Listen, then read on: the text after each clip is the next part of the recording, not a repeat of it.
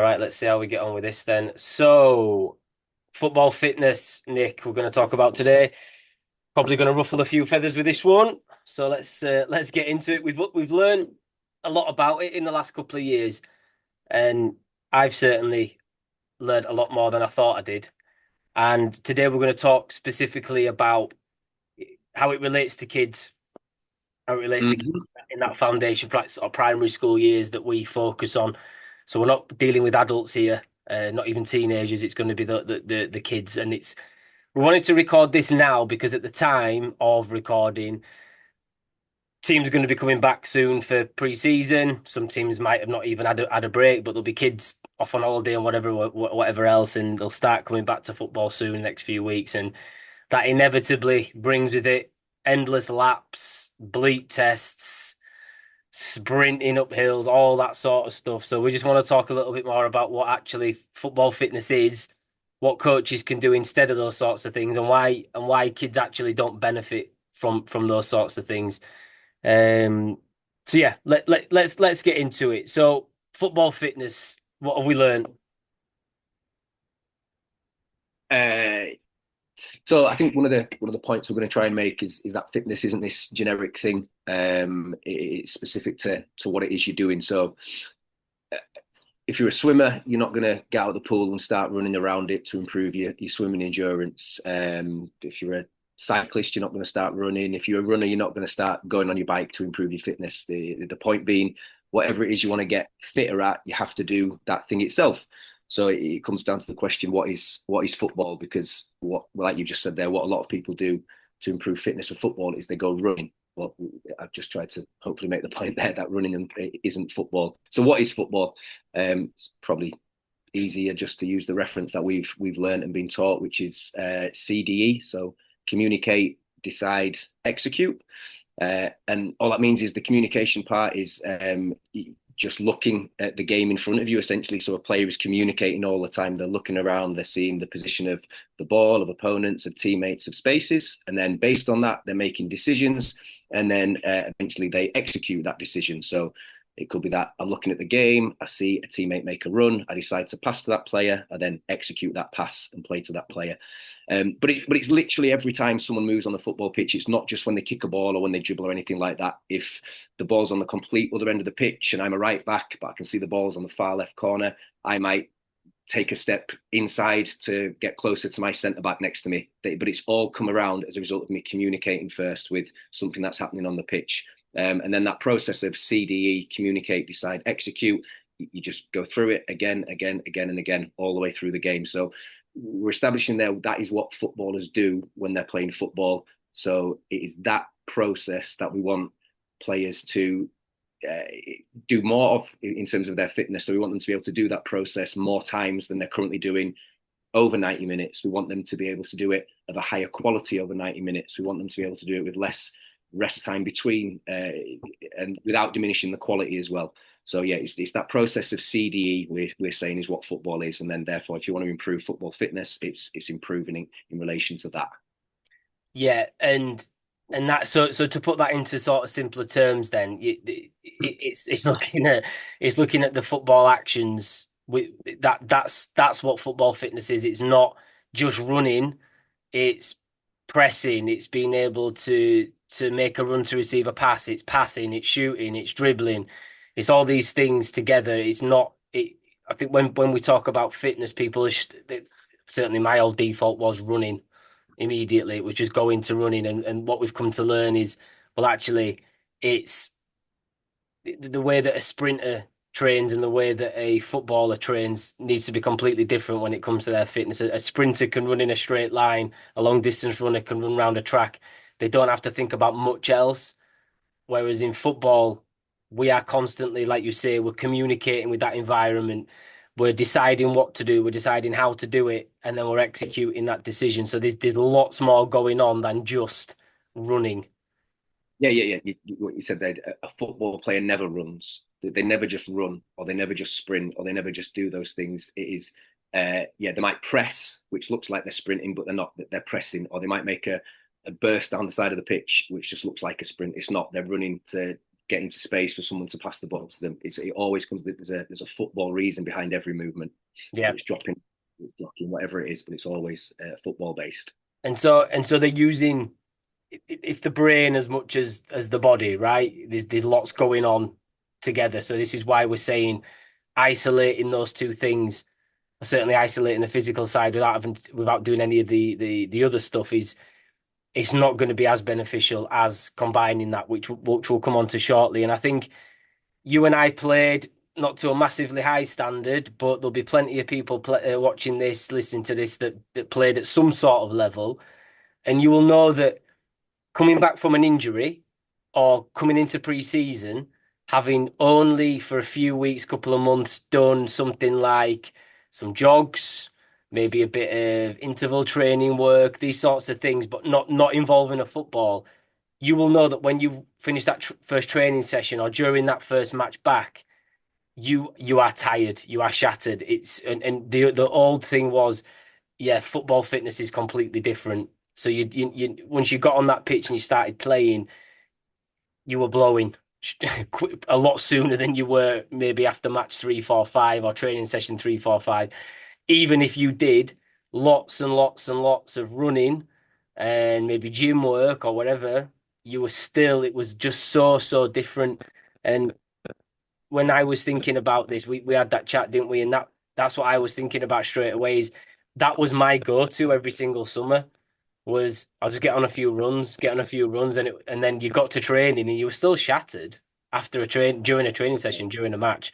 So that was kind of something I was thinking about. And I think it just go back to what we've said. It's just because there's just so much else going on. You're not just running, you're not just sprinting. There's lots more happening. So hopefully that makes Yeah, sense. you Sorry, go go for on. runs as well, don't they? And yeah, the runs you end up like quite like steady state. I guess the term is, isn't it, where you're just maintaining what you're doing over a long period of time. But you don't do that in football. You change your pace constantly. You change your direction. You've got jumps in there. You've got passes in there, which uses different parts of your body or whatever. So it's just completely different at all times. Yeah, it doesn't feel anything like it. I think the best I was saying to you, I think the fittest I've ever been coming back into a pre-season when we were about 18, 19, we'd just been and torn Costa to pieces for 2 weeks on our first ever lads holiday. Um, and and we played a load of five-a-side. I don't know how much we played, but we played a lot, and it was in the sun. And I mean, God knows how we managed to do a fortnight on a lads' holiday and playing five-a-side and the rest of it, but we did. But then I remember going back to pre-season. I think it was a week later or something, and I felt so much better than I'd done previously, and certainly afterwards. And I think I had it down to the fact I'd done so much small-sided stuff during that period of time. I could be wrong, but I wouldn't mind betting it was. That's not to say we're really boring and we just played five-a-side in cost, by the way, for anybody listening to this. That was a good one. Anyway, With dancing, that's what got you fit. the what? The dance. So we we didn't just want to come on here today and say, right, yeah, just play football. That's going to be the way to get kids fit for football. It's a lot more nuanced than that. It does essentially come down to that. But we also did a bit of research ourselves on the science behind it as well, which is what we just want to touch on now, just to give people a little bit more background in this. We'll link some of the research as well, but let's do a quick run through when we're talking about fitness and we're relating it to kids, we're going to first talk about the lactic acid side of things. So we've learned recently that kids produce less lactic acid, but are much more efficient at clearing it compared to like basically post puberty. So whether that be teenagers and adults, so they can recover much quicker from shorter bursts of activity compared to us. They don't feel that burn, do they, as much as we do when we're doing really high intense exercise. So they rely more on their aerobic system. They're not really built for long distance stuff and certainly long high intensity stuff there. So if we're talking about bleep tests, hill sprints, laps, and so forth, their physiology is not really geared for that. As I say, it's more towards sort of quick burst, rapid recovery. Can you talk a bit more about that, Nick, in terms of what we've learned? Yeah, it's just that. I think it's just something that you notice as well when you're working with young children.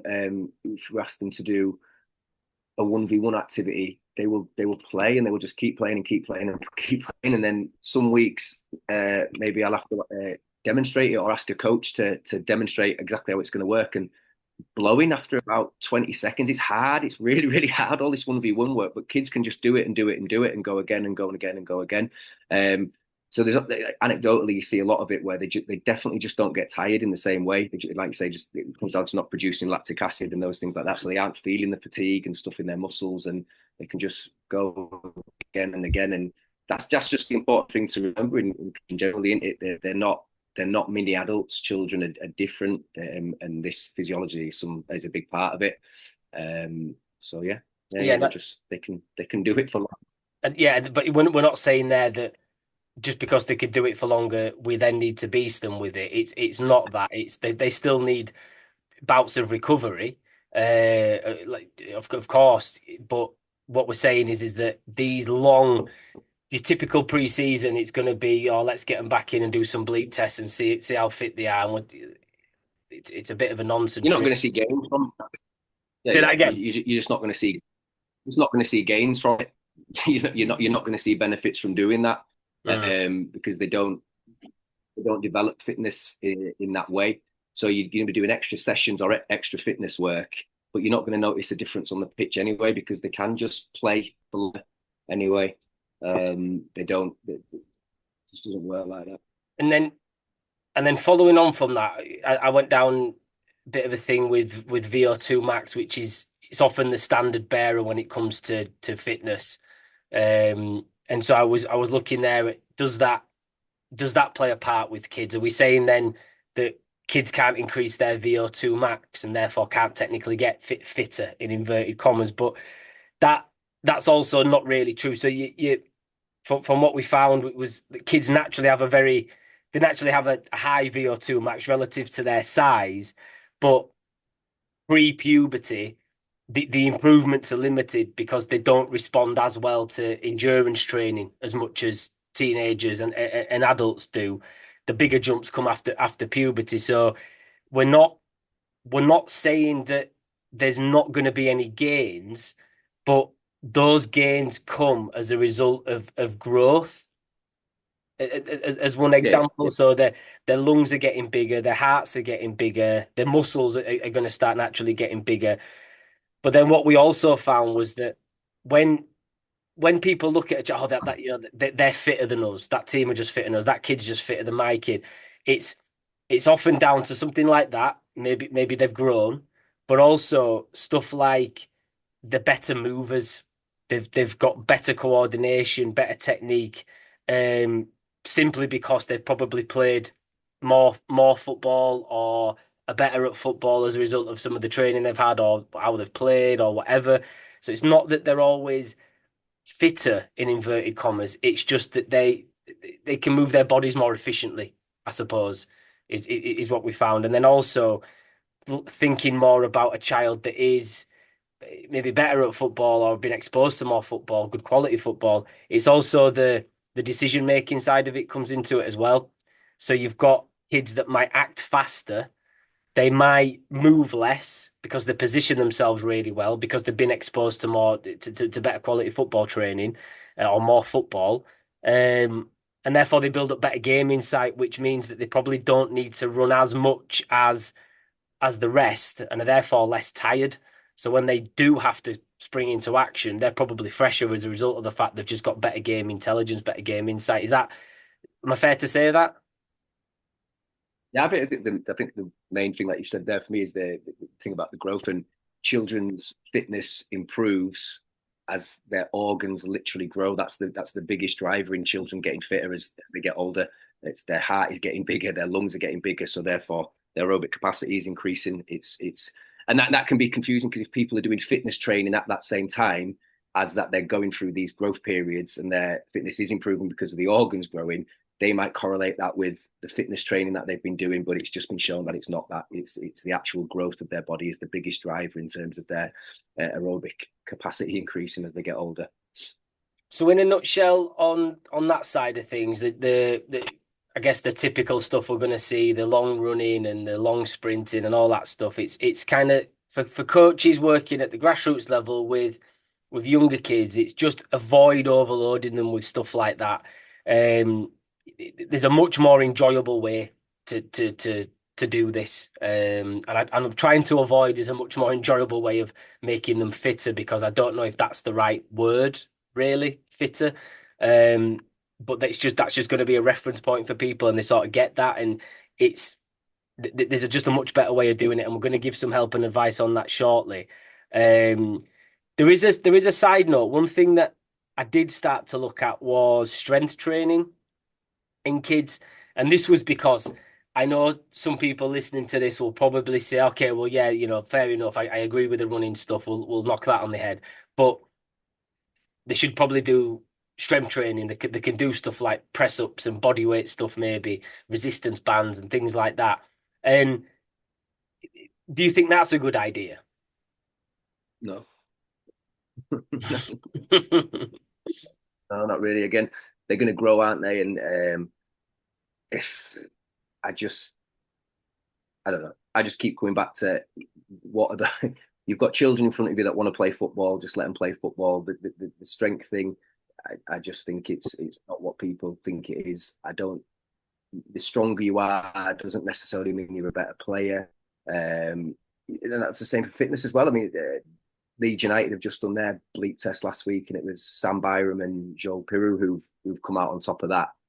I don't think there's any Leeds fans who are expecting Sam Byram to be in the first team this year, even though he's one of the fittest players there. So Fark clearly, obviously believes that the other players in his position are better footballers than him. They're not fitter than him, but the fitness doesn't trump the football ability. Same for Piroux. I hope I'm wrong. I think he's going to be one of those players when Leeds go up to the Premier League who's going to look like it's a step too far for him physically. He's going to look slow. And so the fitness thing again, it just shows that it's not the be all and end all. But certainly with kids, as we discussed, and the strength thing, I just don't think it takes you from a certain level play. I don't think it improves you as a footballer. Just that extra strength. It's just Mm. it's not for me. And I'm playing just for people that are still hell bent on potentially getting them back for that first session and getting a load of 8 and 9 year olds to be doing press ups until they can't move. It's that there's a very they don't have testosterone at that age, pre-puberty, so they're not really going to grow muscle, and we're not really concerned about them getting hench in any in any case. They don't need to be, but they can't really because of the lack of testosterone. So very very limited there. Their strength comes from what I read. It comes from what they said neural adaptation. So it's the brain gets used to using what they've got a lot better. So you can do it. It's not going to impact them massively. It's not going to be a massive negative impact.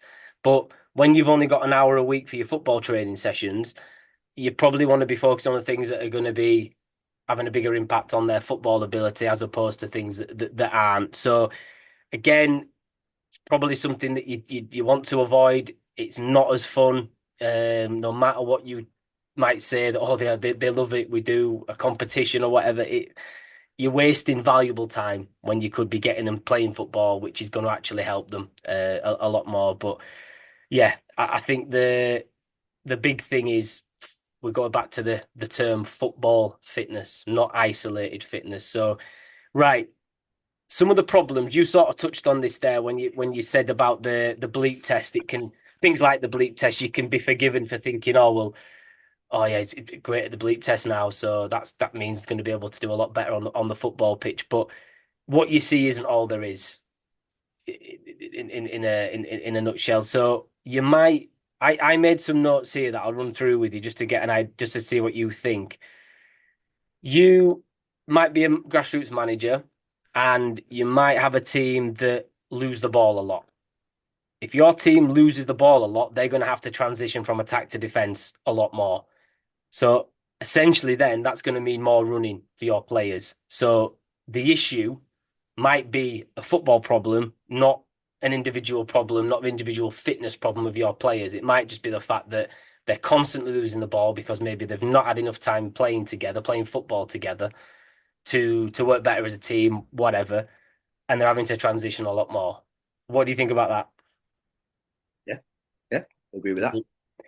So the solution is football training, isn't it? Not fitness training. Exactly. I'm just running through what I thought would be good is just to run through some of the things that try to think in the terms of a grassroots manager and what they might think and see and because we've all been there. We all look at some players and just zoom in and think, oh, okay, that's the problem. But actually, when we zoom out a bit more, there might be other things going on. The other thing was motivation. Mm.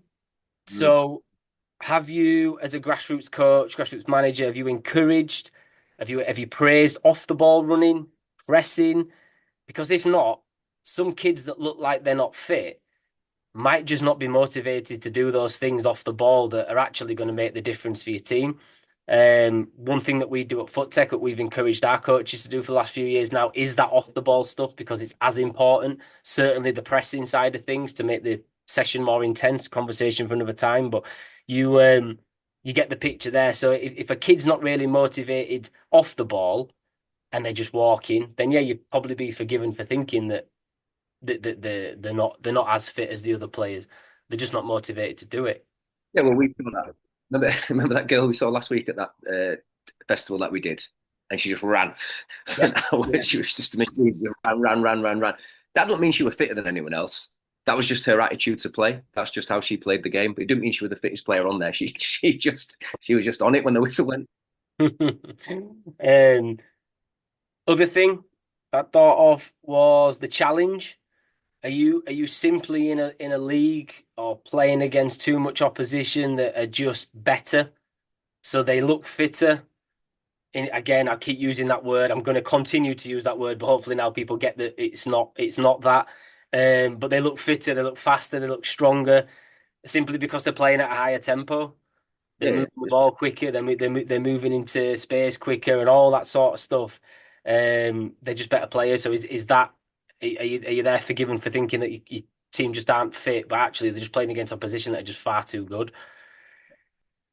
Brain problems, which I don't know if that's the right phrase, but think about a team that is losing quite a lot and they then go 3-0 down in their next game and they're thinking now loss they're going to lose, it's inevitable, so they stop trying. Yeah. Again, outsider looking in, oh, my team just aren't fit. They just lose their fitness in that second half, but actually they're just not motivated. They're not you need to then start thinking of, again, going back to the off the ball stuff. What can you do as a coach to encourage them to provoke those better reactions from going down in a game? So yeah, that were another thing I thought of. Going back to the challenge thing about those better players, like we said before, the better players might not need to run as much, so they aren't as tired, I suppose, in games because they just position themselves better. That's probably because they've played more football, they've done more training in a football context, so they might look fitter, but they're not. It's just because they're making better decisions, both on and off the ball. I think too too many people, and this was me included, took adult football fitness as the starting point for children. I mean, because of the way we were coached and the way that we did things as adults, we thought then, oh yeah, well we should have that as a starting point for children. Is that something you see? Yeah. But I think the point that we're making is it's not the right way to do it for adults, is it? We're not saying that. Oh, if it's adults, you should go out and do the bleep test and go running. It's the same principle there. No, adults should be doing football as well. Yeah. But yeah, that's where the issue has come from. Everyone is treating children like adults, and that's what adults do. They run. And then you sort of take the bleep test as a an objective, like you said before. It becomes, well, oh yeah, well at the start of this preseason they got 4 on the bleep test. Now they've got 1,000, and oh well, that makes them a better footballer. But it's just simply not true. You take football away from the actual objective. We're trying to make them better at football, but just because they've got better at a bleep test, there's no Yeah, guarantee that's going to transfer to the pitch. you're a it's just all arbitrary numbers in it. But let's say you're a 7 out of 10 footballer, and you got level 4 on the bleep tests, and then you did fitness training, and now you're a level 7 on the bleep test, so you've improved that, but you'd still be a level 7 footballer because you haven't improved your football. Mm. You've stayed at where you are in terms of a football ability, but you've improved your fitness. It's that you want to improve. You want to improve players' football ability. That yeah, and it was just something I'd been sort of interested in this area for a while, and it wasn't until a couple of years ago when you spoke to me about it a number of times previously. But yeah, looking at the adult fitness thing, the adult football fitness thing, like you said, there's a lot more to that as well that we could go into. But we're just going to focus on what we do for today. But yeah, even with that, there's just so much out there now to say that you don't need to be doing these things to get them better at football and fitter for football. It's just taking it. I think the last thing I want to say on that is that for kids in particular, too much isolated fitness work. It's hopefully now you see that there's not much of a benefit to it anyway in a football context, but it's also not that fun. And then others might, yeah, but I do these challenges and they love it. But do they love that more than playing football? Probably not. So It's nonsense. If you've got a coach saying that, the first question to them would be, "Did you enjoy doing it when you were playing?" There ain't a person out there who enjoys it. So no. and that's it again. You can convince yourselves because they might be laughing a bit afterwards or whatever. That oh yeah, they really like the challenges. And I just yeah, it's just not. They love football more. That's what they're there for. Yeah. Um, so just a few general points before we get on to helping out with some of the stuff to be thinking about. Like we said, for coaches listening to this, where you've got kids sort of in puberty, going past that, it's sort of after that growth spurt when there are adaptations to be had in terms of fitness, and but even then, like we've said, we'd still say focus on. Sorry, there's a helicopter going past my house right now. We'd still there say focus on the football stuff, especially if you've only got your kids for an hour a week or what have you. Devil's advocate, Nick, is there something happening mentally? Could a coach convince you that they're strengthening the brain by doing things like this? So they're going to make them more resilient as a result of Yeah, doing these sorts of things. the place for that, you might have players who, I don't know. Let's say you're a new manager of a team and you went in there and you were talking about all this stuff about not having to do isolated fitness work, not having to do bleep test work.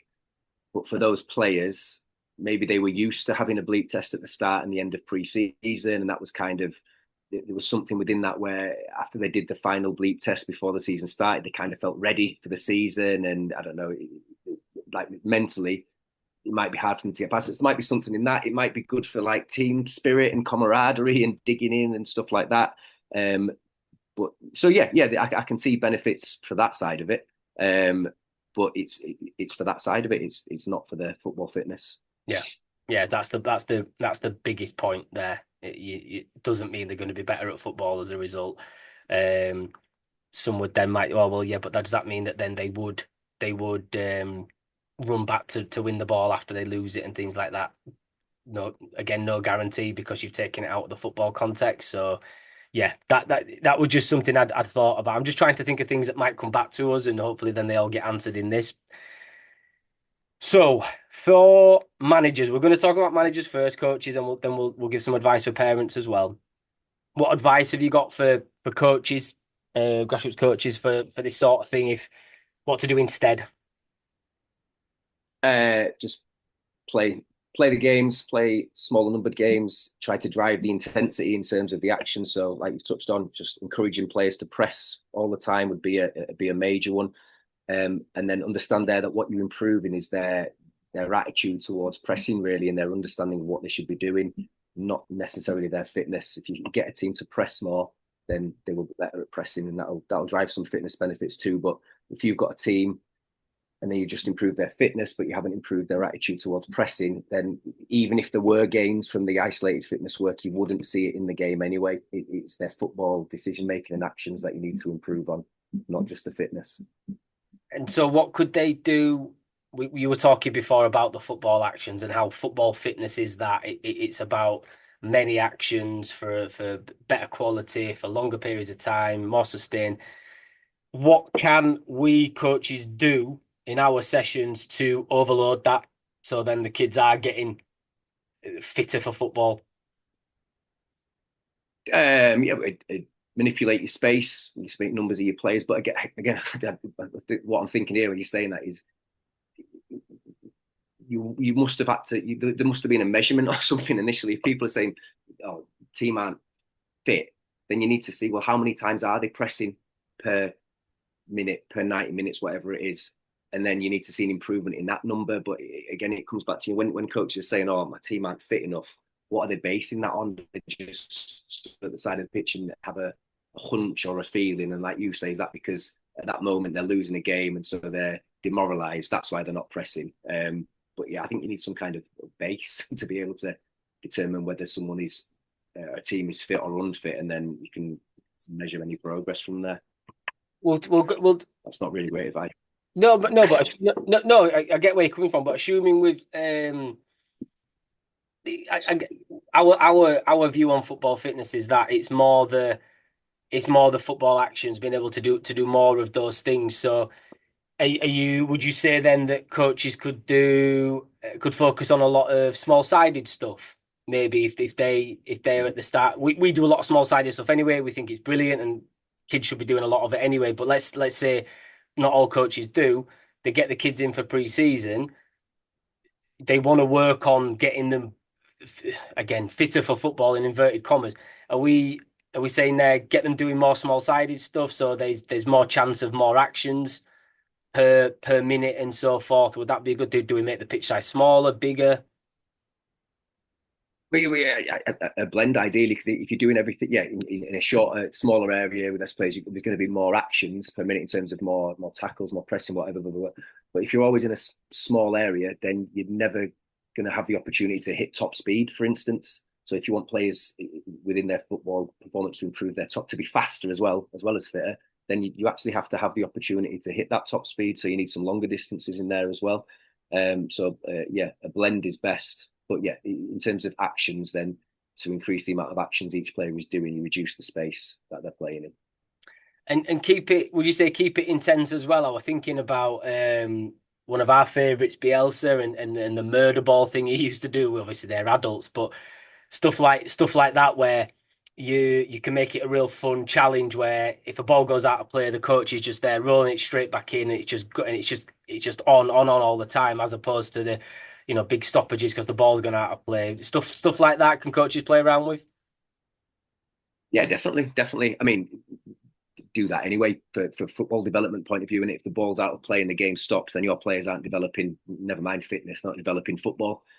So yeah, get balls back in as quickly as possible. Yeah, all of those things. Yeah, different scoring systems, I suppose, might help encourage it. Little tournaments would help drive the intensity. You just want to get them playing at their maximum, essentially, for as long as possible. A good way to do that is to make it competitive and to make it game like. Let's say we've got a coach listening who is still thinking that they're not strong enough, they need to do strength stuff.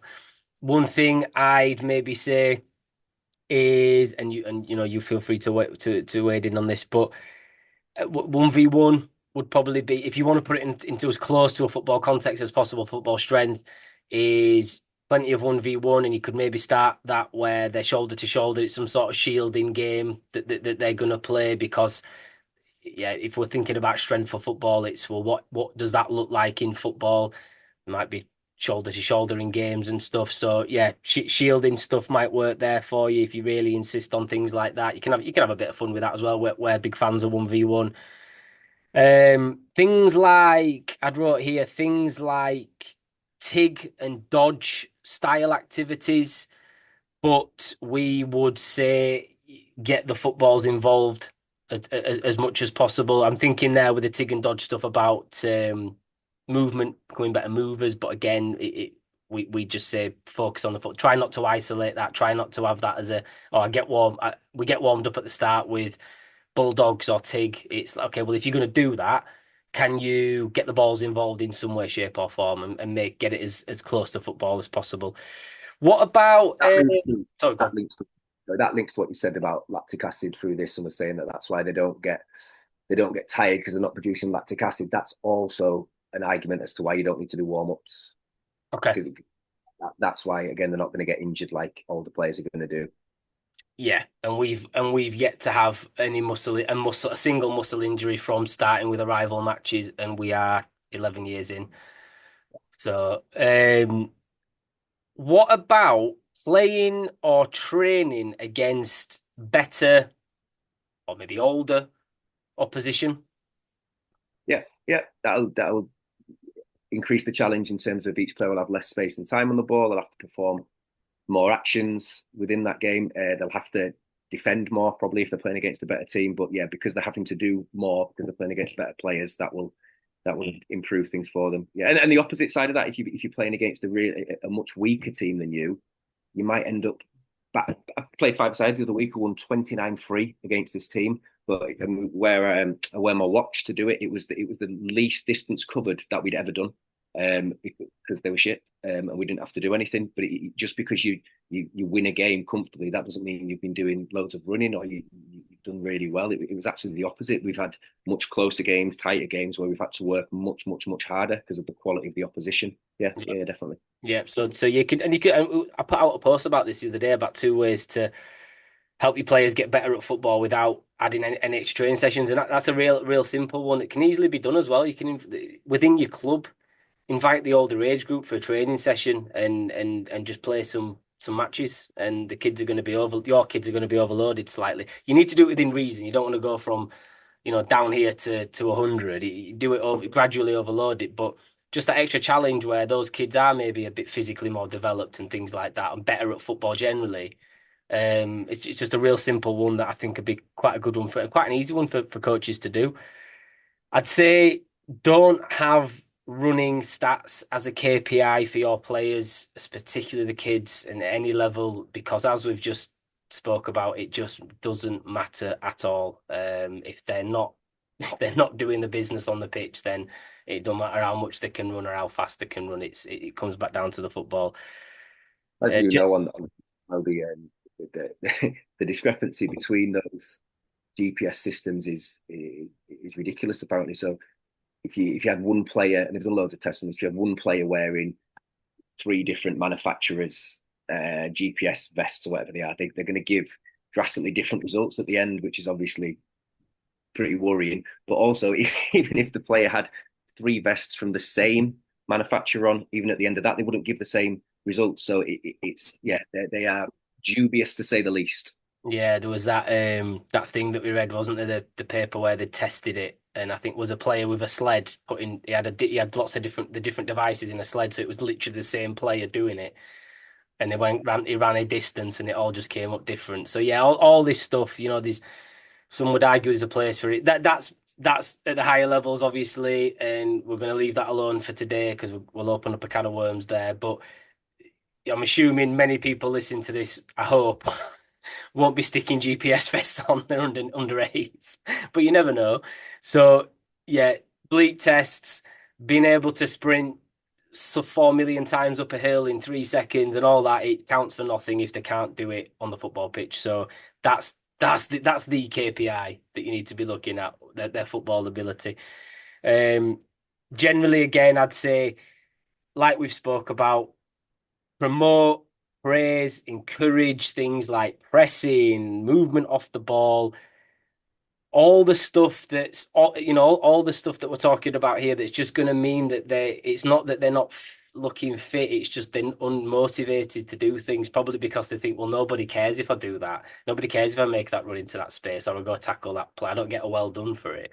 So just praise all these sorts of things and get them to think about their next action. They've lost the ball. Fit when they've got the ball. Say that again. That they don't look unfit when they've got the ball. Well, exactly. They come to life, don't they?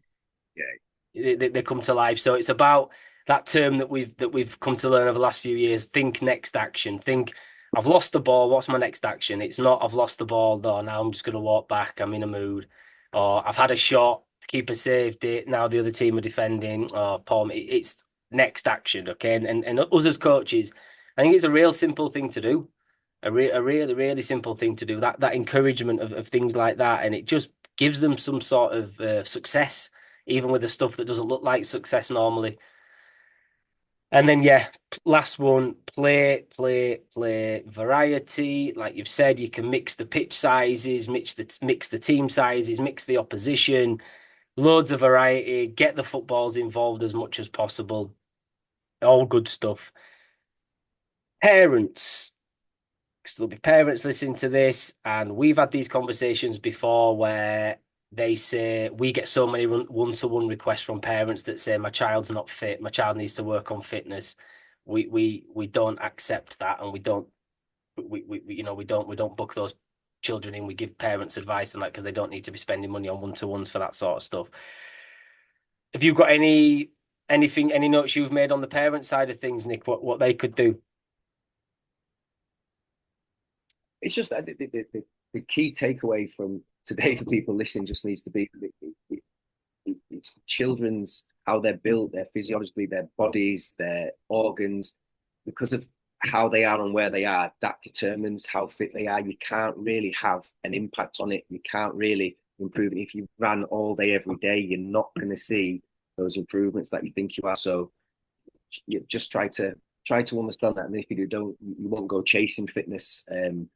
But yeah, I don't know. Just try to unpick why your child is playing football, and I'm sure it's because it's a game and it's fun to do. And ask them what part of the games they like, and it'll be having the ball and playing with the ball, and just encourage that and let them do that. The fitness stuff's boring, man, And you're probably and it has been very. you're probably limited as well in that traditional sense of fitness that and certainly in terms of the football fitness you're really limited, but hopefully what you can take away from this as a parent is that if your child is training once a week and playing a match and they're looking like they're not fit, hopefully you're starting to realize that, well, is it just because they're not as good at football, and therefore what can we do to control that? Well, let's get them some extra training. um add a session a week if they want to do it. That's the caveat. If they're motivated to do it, add an extra session, add two sessions, whatever. But that is going to have a bigger impact than you getting them to a hill and making them run up it 10 times every night for the next 6 weeks. Um, like we said before, reward those unseen things. If your child's not having much success in front of goal, they're not getting the assists and all the stuff that we seem to celebrate these days. Reward that unseen stuff. Reward that little tackle they made, or when they got back behind the ball after they lost it, or their team lost it. Start rewarding those little things, and as we've said, everything should start to click into place. It's not that they're not unfit; they're just possibly unmotivated to do it. But the other thing I'd say, this is again generally not football specific, but do your best to get them out. Do your best to get them active and get them moving more. That movement efficiency and things like that we spoke about earlier. It it's going to be less impactful if they're just on a screen for the second they get home from school until the second they go back to school. So can we just get them out, get them moving more, playing those TIG games with friends, whatever you can do, but just yeah, it's just going to help the physical well-being as much as anything else as well, which I guess forms part of the whole thing. Another question for you then, just before we wrap up. Do do you think there's ever a time for, I guess, what we'd class as basic action fitness, what we typically understand as fitness training? Do you think there's ever a time for that with kids? No, no, no. I don't see there's. I don't think there's any point in it, any benefits to it. Just play the game, and you'll be fit enough to play the game from playing the game. Yeah, that's what I'd put here. Much better to get their fitness from the activities that they're actually doing, that they actually really enjoy. So can we do that? We won't go down the path of what a football session and the quality of it and the environment and stuff like that. We're just going to talk generally today. It's if they want to get fitter for football, they're probably going to need to play some more football. Again, that other bits of conversation for another time. So just to close, then, if you're a junior team coach, just please consider trying these sorts of things. Try stay clear of what we were used to as kids, because hopefully today you sort of come to the realization that it's not the most effective way, and you're going to waste a lot of time. You're going to possibly kill their motivation as well for playing. Nobody really wants to be doing those sorts of things for the next 4 to 6 weeks before the season starts. So hopefully, yeah, if you're working with that primary school age in particular, just give it a miss. Do these other things, you're going to get much more benefit to it. And even if you are working at that older level as well, hopefully today you've just sort of come to the realization that football is the way. And if we save just one grassroots football team from getting put through bleep tests and hill sprints, then we've done our job today, I think, Nick. Yeah, definitely. Anything else to add before we go? No, no, just that, just yet. Fitness training isn't improving their fitness, so just get them playing football. You don't want to lose time from your football session to give it over to fitness work when you're not going to get benefits from that, but you will get benefits from them playing more football. If you're having an additional session through the summer, make it an additional football session, not a fitness session. Otherwise, it's pretty much a wasted session because you aren't going to see those fitness games that you believe that you might see, but you will see football improvements if you play an extra football session each week. Brilliant. And like we always say, if there's any coaches out there that want some advice or whatever, just feel free to drop us a line. We'll always try and respond. But yeah, hopefully it's as simple as we've put it. Get out and get them playing a bit more football. Right, Nick, thank you very much for your time. We'll be back again soon. Cheers, Luke.